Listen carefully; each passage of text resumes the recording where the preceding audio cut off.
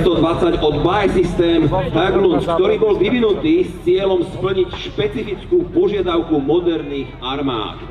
Dosiahnuť palebnú silu a úroveň ochrany hlavných bojových tankov v ľahšom a mobilnejšom vozidle.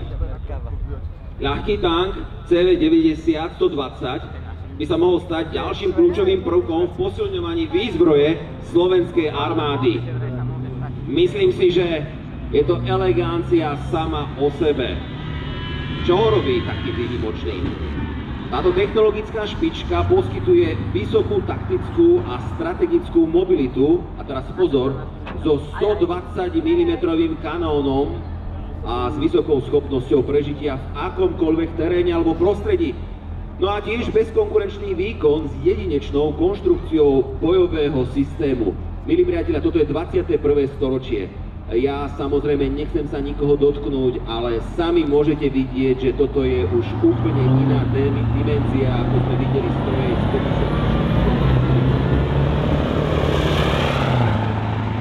S rovnakou palebnou silou ako hlavný bojový a kyberneticky zabezpečené. S výkonom 950 koní dosahuje maximálnu rýchlosť 70 km. Dojazd 600 km.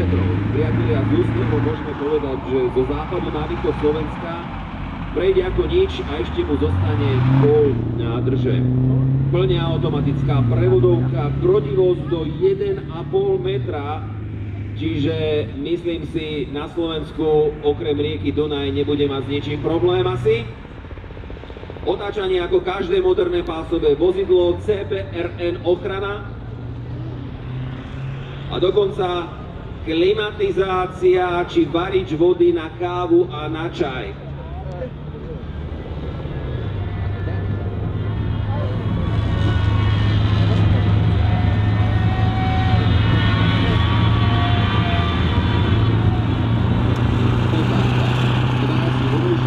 Vodič a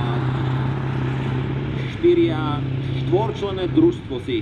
Chlapci, no jeho váha je výhodou z hľadiska infraštruktúry a logistiky. To je samozrejme systém aktívnej ochrany a rovnaká palebná sila ako hlavné bojové tanky.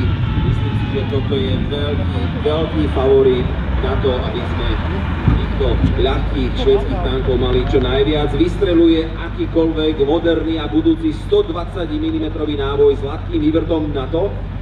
Tie opúšťajú tie náboje hlavne s rýchlosťou takmer 2 km za sekundu. Sú účinné na ťažký pancier až do vzdialenosti 3,5 km. Nová verzia bude mať veľiteľský zameriavač stanicou, ktorá bude slúžiť aj na boj proti bezpilotným lietadlám, rozumej dronom.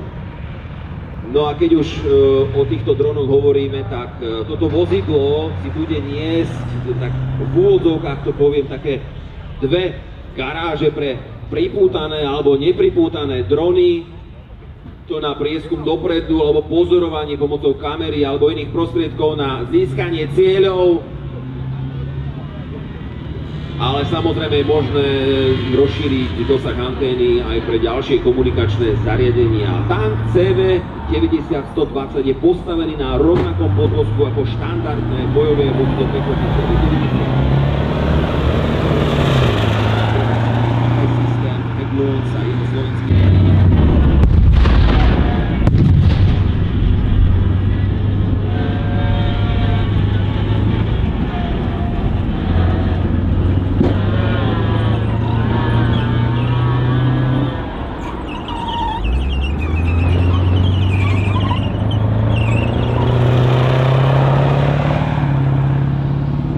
Pre posádku, ktorá, ak sa ocitne v náročnej stresovej situácii, tak má aj možnosť, neviem, či je to tak správne slovo, ale si aj porelaxovať, urobiť si kávičku, čajík, ale toto samozrejme berte s veľkou nadsázkou.